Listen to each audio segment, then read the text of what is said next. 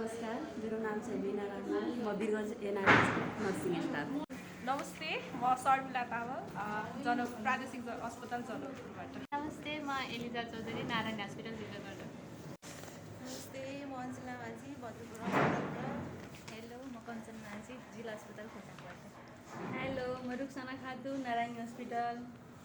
Hello, Mamta Yadav Gajendra Narayan Singh hospital. नमस्ते, म सविता शाह गजनारायण सिंह अस्पताल। नमस्ते, मेरो नाम ममता यादव, म राजविराज एनआरसीबाट।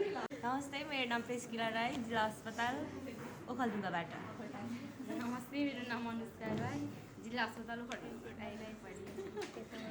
भद्रपुरबाट सूर्यगौरी राई एनआरसी।